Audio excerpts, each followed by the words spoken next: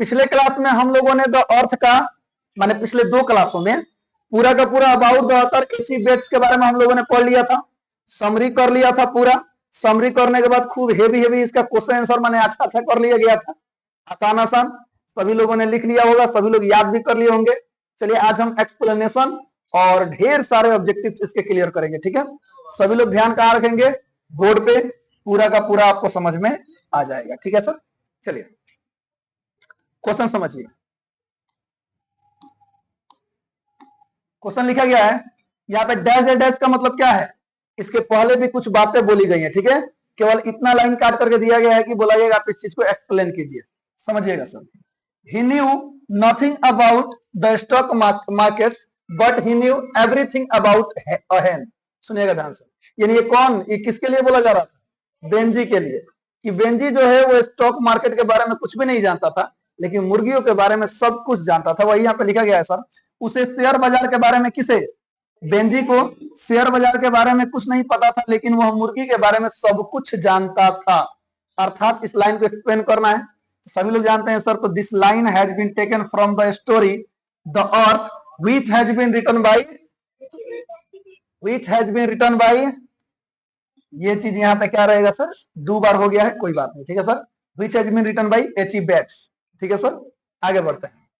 Using this line यानी इन पंक्तियों का प्रयोग करते हुए the writer says that the Benji did not understand complicated things like the stock markets. यहाँ पे कॉम्प्लिकेटेड थिंग्स भी बोल दिया गया है, यानी कि एक साधारण व्यक्ति जिन सभी कामों के बारे में सोच सकता है, समझ सकता है, वो भी कॉम्प्लिकेटेड थिंग्स के बारे में वो बेचारा नहीं जान पाता था, और ना ही स्टॉक मार्केट के बारे में जान पाता था। आगे लिखा गया है तो समझ पाता था। But he had full knowledge about hens, लेकिन उसके पास मुर्गियों को लेकर के बहुत ज्यादा ज्ञान था, पूरा का पूरा नॉलेज था। किनके बारे में, मुर्गियों के बारे में। He knew that eggs could be sold to callers and the money could be kept safely। सुनिएगा ध्यान से, वो जानता था कि मुर्गियों माने मुर्गियां जो अंडा देंगी ना, उसको कॉलर्स को क्या किया जा सकता है, बेचा जा सकता है, और उनसे क्या प्राप्त हो सकता है, पैसा प्राप्त हो सकता है। आगे देखिएगा। Benji was a simple minded boy, यहाँ पे लिख देगा भाई बेंजी क्या है सर, सिंपल माइंडेड बॉय, यानी कि साधारण सा लड़का है। But on the advice of a doctor, कौन एडवाइस दिए थे, एक डॉक्टर दिए थे। एक डॉक्टर के कहने पर, एक डॉक्टर के आदेश सलाह देने पर he started a poultry business. वो कौन सा बिजनेस शुरू करता है, पोल्ट्री समझना होगा ना, मुर्गी फार्म, अंडा फार्म। हाँ, तो वो पोल्ट्री फार्म का बिजनेस शुरू करता है। विद टाइम यानी समय के साथ हिज सेंस डेवलप्ड, उसकी जो बुद्धि होती है वो बढ़ती चली जाती है। And he became a clever businessman, और वो देखते ही देखते बहुत ही चालाक व्यापारी बन जाता है। Who earn a lot of money, और आगे चलकर क्या करता है सर, ढेर सारा पैसा कमा लेता है। तो इस लाइन का यही एक्सप्लेनेशन है, ठीक है। आगे बढ़ते हैं। एक्सप्लेनेशन नंबर 2, ये थोड़ा सा बेहतर है, हो सकता है कि आप एग्जाम में आए, क्योंकि ये लाइन थोड़ा सा बेहतर है। When the van had gone, they stood alone on the pavement। क्या लिखा है sir, pavement, looking at the ground. सुनिएगा सर ध्यान से, यानी कि जब बेंजी अपने माता पिता को छोड़ करके चला जाता है, यानी एक पेवमेंट का मतलब होता है अनजान शहर में, एक अनजान रास्ते पर फुटपाथ होता है। क्या होता है सर, फुटपाथ पर छोड़कर चला जाता है। तो बेचारे दोनों मर्दे मेहरारू उतर माने पति पत्नी उतर करके लगते हैं इस तरफ फुटपाथ की ओर, क्या करने लगते हैं, यानी धरती की ओर देखने लगते हैं। वही इसको एक्सप्लेन करना है। जब वैन चली गई तो वे फुटपाथ पर अकेले खड़े जमीन की ओर क्या करते रहे, देखते रहे। आइए एक्सप्लेनेशन कैसे लिखा गया। लिखा गया है this line has been taken from the story the earth which has been written by H E. Bates, ठीक है सर। आगे देखिएगा। Using this line the author throws light का मतलब, लाइट का मतलब क्या होता है, प्रकाश डालना, याद आ रहा है, सुनिएगा। On the growing selfishness and cunningness of a simple minded soul, यानी कि इस पंक्ति के माध्यम से जो लेखक है ना, एक सेल्फिशनेस यानी कि स्वार्थ परकता होता है, यानी कि स्वार्थी कह सकते हैं। कनिंगनेस का मतलब होता है धूर्तता। एक सिंपल माइंडेड, एक साधारण सा दिमाग वाला बच्चा के इस स्वार्थीपन और धूर्तता के बारे में सर प्रकाश डाल रहे हैं कि किस तरह उसके अंदर पनप जाता है, जिसका नाम क्या है, बेंजी है, named Benji. Who finally drives his parents away from their home because of his wife। ये लैंग्वेज में डाल दिया गया सर। वो फाइनली क्या करता है सर, अपने माता पिता को ड्राइव कर देता है, यानी कि छोड़ देता है, निकाल देता है। किसके वजह से, अपनी पत्नी के वजह से, उन्हीं के घर से, देयर होम, ठीक है। आगे देखिएगा। Johnson, the father, and his mother are left alone on an unfamiliar road to help themselves. अर्थात अब जॉनसन और उसकी पत्नी जो बेंजी के माता पिता हैं वो एक अनफेमिलियर रोड का मतलब एक अनजान सड़क पर एक दूसरे की मदद करने के लिए अब साथ हो जाते हैं। यानी अकेले हो गए, वो उसकी मदद करेगा, उसकी मदद करेगा। आगे देखिएगा, लिखा गया सबसे last line, it shows a true description of wrong dealing. Wrong dealing का मतलब होता है गलत व्यवहार। आगे देखिए sir, and behaviours of a son, एक बच्चे का बिहेवियर यानी कि व्यवहार विथ हिज पेरेंट्स यानी उसके माता पिता के साथ, दैट हैपेंस एट प्रेजेंट, जो कि आज के समय में क्या हो रहा है सर, हो रहा है, आज के समय में घटित हो रहा है। ये एक्सप्लेनेशन खत्म हो गया। यानी आज के समय में बच्चे वैसा व्यवहार कर रहे हैं किनके साथ, माता पिता के साथ। चलिए सर, अब ढेर सारा ऑब्जेक्टिव शुरू होने वाला है और हमें पता है कि सारा का सारा ऑब्जेक्टिव आप लोग पहले ही जवाब देते चलेंगे, ठीक है। आपको जिसका ऑब्जेक्टिव का आंसर पता हो आप तुरंत बताइएगा, ठीक है। चलिए, पहला है, who is the author of the story the earth. The earth के लेखक यानी कहानीकार कौन है, एच.ई. बेट्स है। चलिए, बहुत बढ़िया। चलिए, इसी के साथ थोड़ा सा और कुछ रिवीजन कर लेते हैं सर। बताइए, सीगा नायोया ने कौन सा पार्ट लिखा है, कौची, तेज बोलिए, द आर्टिस्ट। मनोहर मलगांवकर ने a pinch of snuff. Anton Chekhov ने अ मैरिज प्रपोजल। बहुत बढ़िया। देखो, वो ऑप्शन इसी तरह देगा क्योंकि ये भी एक स्टोरी है सर, ये भी स्टोरी है। हाँ, ये थोड़ा सा ड्रामा है, नाटक है, लेकिन ये तीनों स्टोरी है कि नहीं है, इसलिए यहाँ पे जब स्टोरी दिया है तो तीनों स्टोरी दे दिया है, देख लीजिएगा। तो एच.ई. बेट्स याद रखिएगा। आगे बढ़ते हैं, बताइए, Which type of prose piece is the अर्थ, यानी कि जो अर्थ है वो किस प्रकार की विद्या है, बताइए। वही स्टोरी है, याद रखिएगा, यानी शॉर्ट स्टोरी। वो हमें किताब में जितना मन सब शॉर्ट स्टोरी है, भले बात 3-3 4-4 पन्ना में वो बात अलग बात, लेकिन शॉर्ट स्टोरी है, लिखा हुआ शॉर्ट स्टोरी। आगे देखिएगा, बताइए, When was H.E. Bates born? H.E. Bates का जन्म कब हुआ था, 1905। बहुत बढ़िया, याद रखिएगा, ऑप्शन नंबर सी। एक्चुअली जब ये डेट ऑफ बर्थ आए 100% कंफर्म हो तब टिक कीजिएगा सर, और कंफर्म ना हो तो 100 ऑब्जेक्टिव काहे लिया है कि ना, कोई भी टिक करके निकल जाएंगे। आगे देखिएगा, When did H.E. Bates die? कब मरे, 74 में मरे थे, याद रखिएगा, ऑप्शन नंबर इसका भी सी हो जाएगा, ठीक है, 1974। आगे बढ़ते हैं, बताइए, Where was H.E. Bates born? H.E. Bates का जन्म कहां हुआ था, याद है, Northampton, central England, option number B हो जाएगा। अगला बताइए, H.E. Bates बिलोंग टू, ये वाला उसमें टॉपिक नहीं है लेकिन थोड़ा दिमाग लगाइए। इंग्लैंड आया ना, इंग्लैंड मीन्स ब्रिटेन, याद रखिएगा, ठीक है सर।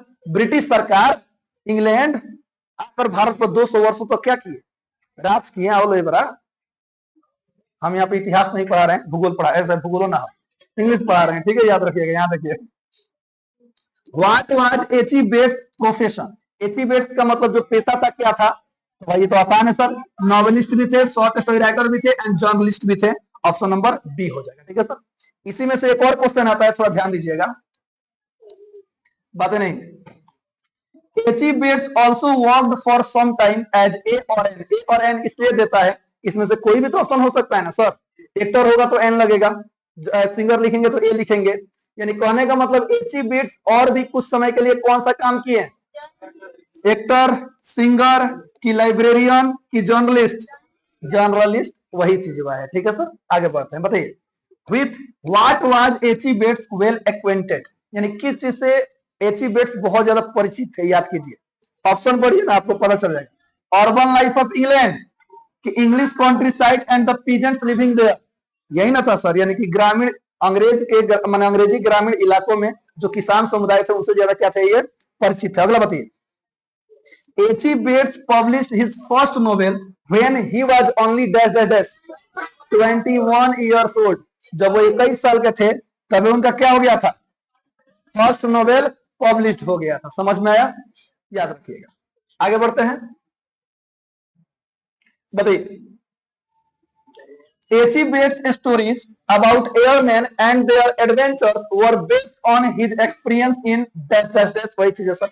बताइए, RAF ना जी, the royal air force experience, option number C हो जाएगा, ठीक है सर। यानी जितने भी सर वायु सैनिक होते हैं उनके एडवेंचर्स यानी कारनामों को उन्होंने किसके आधार पर, किसके अनुभव के आधार पर लिखा है, तो द रॉयल एयरफोर्स, ठीक है सर, याद रखिएगा। अगला है, which of the following is not a work by H E. Bates, ध्यान से पढ़िएगा sir, not a work by H E. Bates, यानी इनमें से कौन सा है जो एच.ई. बिट्स ने नहीं लिखा है।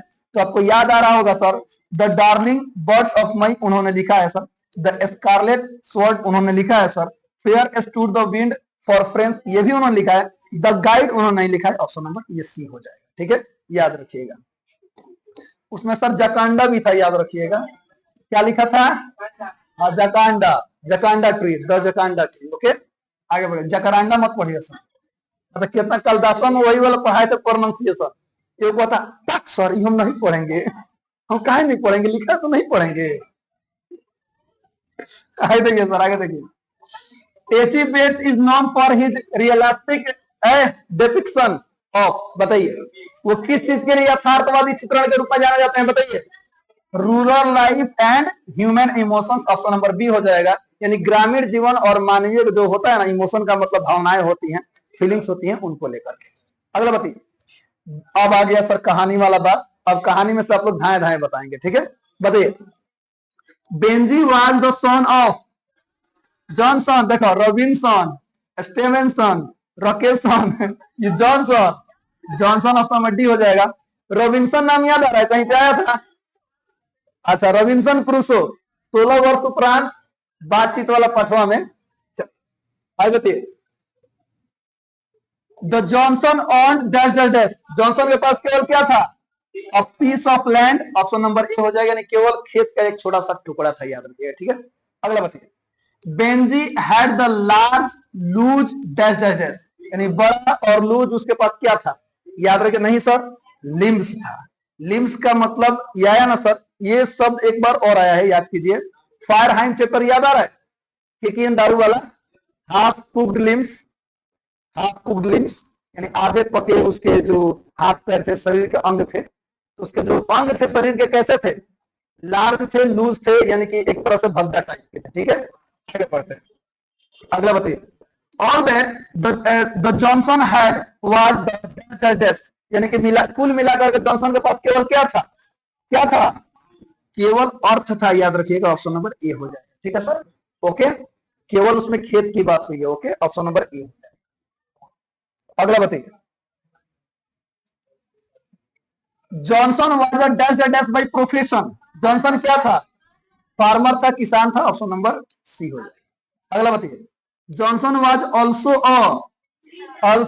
यानी जॉनसन किसान तो था ही, साथ ही साथ उपदेश भी बड़ा देते थे सर, तो ये प्रीचर्स भी थे, ऑप्शन नंबर बी हो जाएगा। अगला बताइए, which of the following were not the possessions of Johnson, इनमें से कौन सा है जो मतलब कौन सा क्या था सर, इसका पोजेशन का मतलब होता है संपत्ति, जो उसके पास नहीं था, बताइए, अब प्लॉग यानी उसके पास हल तो था सर, अब बोनी ब्राउन मेर उसके पास एक घोड़ी थी जो कि एकदम हड्डी वाली, एकदम दुबली पतली थी, जो भी है ब्राउन कलर की थी, उसके पास और 2 व्हीलर व्हील्ड कार्ट, उसके पास 2 पहिए वाला एक गाड़ी था, क्या उसके पास ट्रैक्टर था, ऑप्शन पढ़िएगा बन जाएगा, उसके पास ट्रैक्टर नहीं था सर, ऑप्शन नंबर सी हो जाएगा। अगला बताइए, फ्रॉम हुम had Johnson rented his land, बताइए किससे जॉनसन ने अपनी जमीन भाड़ा पर लिया था, Sanders, Sanders, option number C, बहुत खूब। अगला बताइए, Benjy was a dash guy, कैसा गाय था वो, कैसा गाय था, सुनिए सुनिए सुनिए, बहुत बच्चे सिंपल माइंडेड टी करके निकल जाते हैं, लेकिन किताब में उसी के लिए लिखा गया है cunning, selfish, all of the above, यानी ऑल ऑफ दिस, यानी ये सभी के सभी था। ऑप्शन पर ठीक से देखिए, कोई भी ऑप्शन टिक कीजिए, पढ़िए तब टिक कीजिए, ठीक है, कोनो हवड़ाई नहीं है, टरे नहीं छूट रहा है, ठीक है। आगे बढ़ते हैं, बताइए, who advised Johnson to start a business of Benji,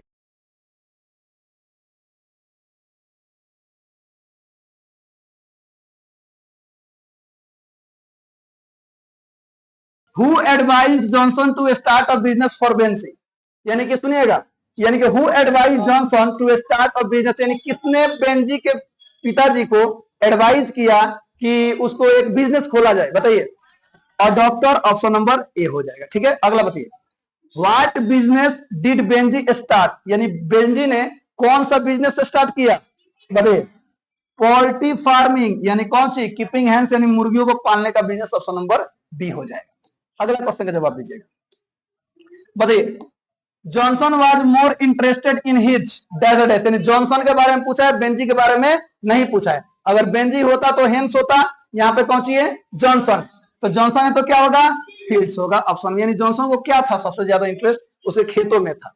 अगला बताइए, Benjy left school at the age of, कितने साल का हुआ तो उसने स्कूल छोड़ दिया, 14 साल का हुआ तो स्कूल छोड़ दिया, यानी 14 ईयर्स, ऑप्शन नंबर सी हो जाएगा। अगला बताइए, where did Benjy's parents took Benjy, यानी बेंजी के माता पिता बेंजी को कहां लेकर गए थे, वो डॉक्टर, कितने बने, डॉक्टर साहब, ऑप्शन नंबर सी हो जाएगा। ठीक है, अगला बताइए, what did the doctor advise Benjy's parents regard Benjy, बताइए, यानी कि डॉक्टर ने बेंजी के माता पिता को बेंजी को लेकर क्या सलाह दी है, बताइए, टू कीप हैंड्स, हाँ सही है सर, ऑप्शन नंबर डी हो जाएगा, यानी कि मुर्गियों को पालने का उन्होंने सलाह दी। अगला बताइए, Benjy simplicity gradually turn to have become, यानी कि उसका जो सिंप्लिसिटी था बेंजी का, वो धीरे धीरे किसमें बदल गया, कनिंगनेस में बदल गया, यानी कनिंग बन गया, यानी धूर्त बन गया, ऑप्शन नंबर बी हो जाएगा। अगला बताइए, When Benji was 21 years old, यानी कि जब 21 साल का हुआ, his father handed him a कौन सी पासबुक, यानी पासबुक दिया, कई रुपए का पासबुक दिया था, 230 पाउंड, बहुत बढ़िया। अगला बताइए, Benji bought the house from, Benji किससे घर खरीदा, सेंडर्स से, क्योंकि घर का मालिक कौन था, जमीन का मालिक सेंडर्स था। अगला बताइए, हु वाज फ्लोरेंस, याद रहे उसकी नौकरानी थी, maid of the farm, secretary टिक करके मत चलेगा, ठीक है, सेक्रेटरी कहीं में है, मनोहर मलगोंकर, याद आ रहा है बताइए, to whom did Benji Mary, Benji किससे ब्याह किया, फ्लोरेंस से, ऑप्शन नंबर बी हो जाएगा, बहुत बढ़िया। अगला बताइए, हाँ, Benji parents did not like Florence because वो थोड़ी बदसूरत थी बेचारी, अर्थात शी वाज अगली, ऑप्शन नंबर सी हो जाएगा। और खास करके उसके माता पिता उसमें कौन सी चीज थी मतलब फ्लोरेंस में जिसको पसंद नहीं कर रहे थे, उसकी ग्रे यानी स्लेटी आंखें, ग्रे का हिंदी क्या होता है, स्लेटी आंखें थी उसकी, ग्रे आंखें एकदम भुअरी रहे। आगे देखिएगा सर, हाई बताइए, Benji understood about the business of कौन सी, हैंड्स, ऑप्शन नंबर बी हो जाएगा, यानी बेंजी किसके बिजनेस के बारे में खूब बढ़िया समझता था, मुर्गियों के बिजनेस के बारे में खूब बढ़िया समझता था। आगे बताइए, What did Sanders inform Johnson and his wife? Sanders ने जॉनसन को और उसकी मेहरारू को, मैंने उसकी पत्नी को क्या बताया कि तार लड़का क्या करता है, जमीन में कीना तो तार लोके, तो Benji was buying his land, option number A हो जाएगा। अगला बताइए, हाँ, how many hands were at first kept bye Benji, यानी जब डॉक्टर ने सलाह दिया बेंजी को कि इसको मुर्गी पालने दीजिए, यानी कि मुर्गी पालेगा तो ठीक हो जाएगा, तो सबसे पहली बार इसने कितना मुर्गियां मतलब लेकर आए थे, याद रखिएगा, याद रखिए, 10 और डोजन, यानी लगभग 10 से 1 दर्जन तक, याद रहेगा सर।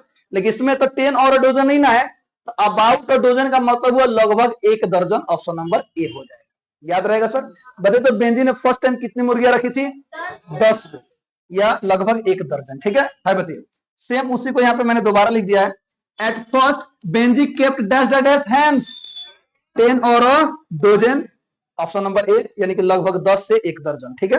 अगला बताइए, Benjy's parents planned for a ceremony when he was, बताइए, मैंने बोला था ना कि बेंजी जब 21 साल का हुआ तो उन लोगों ने बोला था कि जब तुम 21 साल के हो जाओगे तो ये पासबुक तुम्हारा होगा, यानी सारे पैसे तुम्हारे होंगे, तो उसको देने के लिए एक सेरेमनी आयोजित किया गया, यानी खाने पीने वाला, बैठक पर निकाल कर पासबुक ली, बेटा मेरे जीवन भर की कमाई मैं तुम्हें सौंपता हूं, मेरे इकलौते पुत्र बेंजी।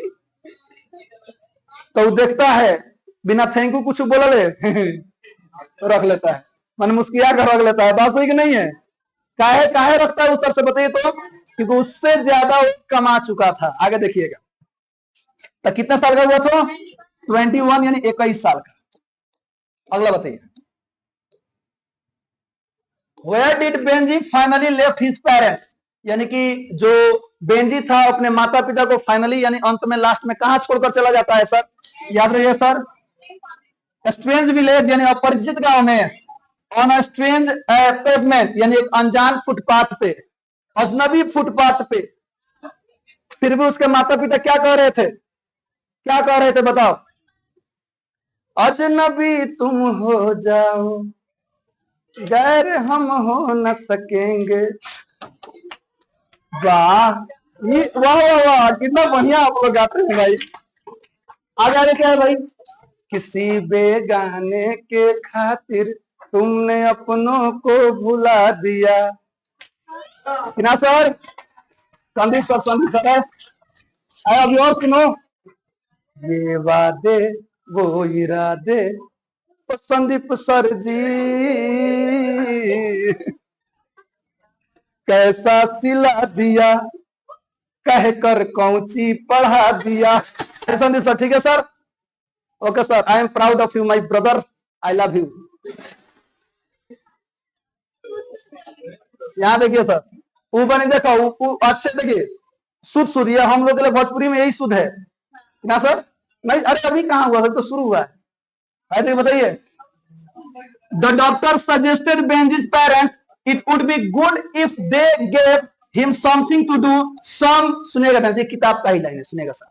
यानी डॉक्टर ने सजेस्ट किया कि ये अच्छा होगा कि यदि, सुनिएगा, यदि किसको, बेंजी को क्या दे दिया जाए जिसमें उसका मन लग रहा हो, अर्थात उसको उस पेशा से जोड़ दिया जाए, यानी ऑक्यूपेशन, ऑप्शन नंबर ए हो जाएगा, यानी उसको उस पेशा से जोड़ दिया जाए जिसमें उसका क्या लग रहा हो, मन लग रहा है। किताब का ही लाइन है, ठीक है सर, याद रखिएगा। अगला बताइए, Benji kept his hands in, Benji जो मुर्गियां रखता था कहां पर रखता था, याद रखिएगा सर, मैं बताता हूं। वायर कूप, कूप का मतलब एज अ पिंजरा होता है, यानी एक तार से बंधा हुआ, किसमें रखता था, पिंजरों में रखता था, ऑप्शन नंबर बी हो जाएगा, ठीक है। अगला बताइए, बॉक्स में ना, रूम में ना, शॉप में ना, कहां रखता था, और वायर कूप में है। बताइए, Benji understood the dash dash about hands, बताइए, बेंजी हैंड्स के बारे में क्या जानता था, सब कुछ जानता था, ये एक्सप्लेनेशन में भी आया था ये line, everything, option number D हो जाएगा। अगला बताइए sir, the earth had yielded dash dash for Johnson, बताइए सर क्या था उसके लिए, ये भी सर किताब का ही लाइन है, वो उसके लिए क्या था, एक प्रकार का देखा जाए तो वरदान था सर, कौन सी वरदान था, इसके लिए क्या होगा, स्टॉप बॉर्नली, ऑप्शन नंबर डी हो जाएगा, ओके, क्योंकि किताब में ही दिया गया है, ऑप्शन नंबर डी याद रहेगा। चलिए अगला बताइए,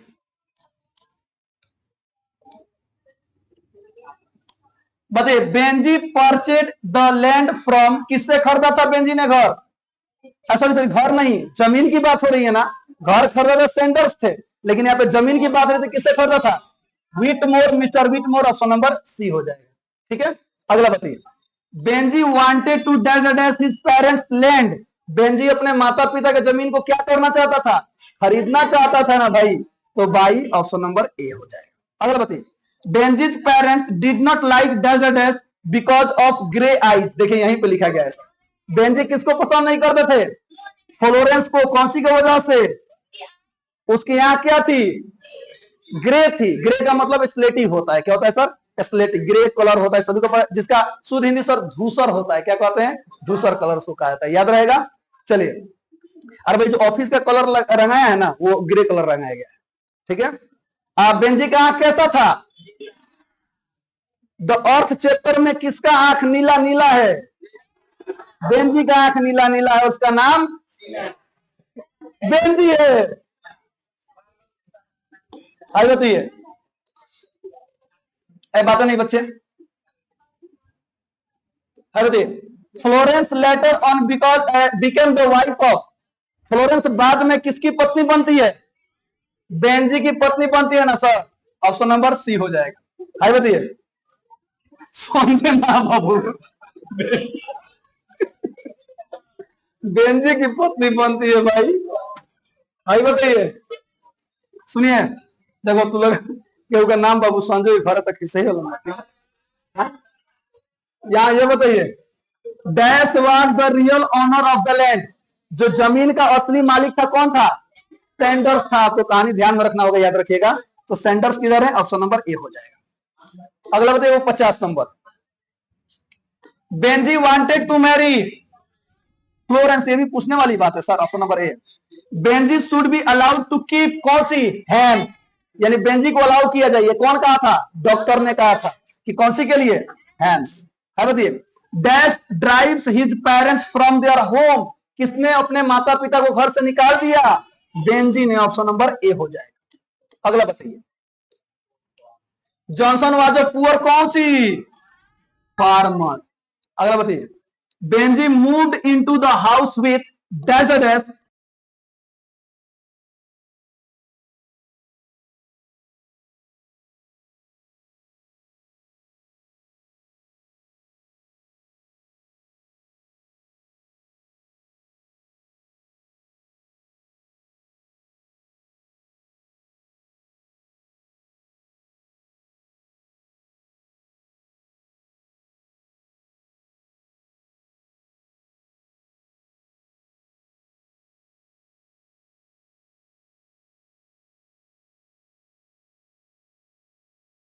बताइए, Benjy told his parents to eat in, कहां खाने के लिए बेंजी ने बोला अपने माता पिता को? किचन में। याद रखिएगा, ऑप्शन नंबर ए हो जाएगा। यानी कब आप लोग कहां पे सेपरेट होइए? किचन में। किचन में जाइए और खाना ना खाइए, हमारा मेहर को लगा मत रहिए। कौन बोला? Benji. Benji left his parents on the pavement. अच्छा, आंसर बता देने का? कोई बात नहीं सर, पेरेंट्स होगा। यानी किसको फुटपाथ पर छोड़कर चला आता है? अपने माता पिता को। देखिए लाइन दिया गया किस मतलब किस पाठ का है बताइए? Deeply and painfully upset they went to the man named Sanders and told him how it was. ये किसने कहा? माने किसने? ये लाइन जो है किस पाठ का है? The earth. Option number C हो जाएगा। अगला बताइए बच्चे, हाँ ये क्वेश्चन तो नहीं बढ़िया है, दोनों क्वेश्चन को बाद में बता रहे हैं, ठीक है? पहले लास्ट देखो, who is responsible for the final break in the family, कौन जिम्मेवार था मतलब फैमिली परिवार को तोड़ने के लिए? बताइए। बेंजी भी था और फ्लोरेंस भी थी, दोनों का दोनों था, याद रखिएगा सर। तो both Benjy and Florence, option number C हो जाए। ठीक है सर, आगे बढ़ते हैं। ये वाला बताइए, बेंजीज आईज वर कौन सी? नीला, नॉट ब्लू, नीला। बेंजी का आंख है नीला नीला, और उसका नाम है बेंजीज आईज वर कौन सी? अब फ्लोरेंस आईज वर कौन सी? ग्रे। ऑप्शन नंबर ए। कितने लोग समझ में आए? अच्छा, 58 दूधू है, 3 वाओ, नंबरिंग मत चेंज नहीं किए, कोई बात नहीं, ध्यान दीजिए। ओके, बन गया सर, याद रखिएगा। चलिए, तो इसी के साथ ये पूरा का पूरा चैप्टर हम लोग का खत्म होता है। खूब बढ़िया से अबाउट द ऑथर याद कर लीजिए, क्वेश्चन से याद कर लीजिए, एक्सप्लेनेशन याद कर लीजिए, और पूरा का पूरा ऑब्जेक्टिव कहां रखिए?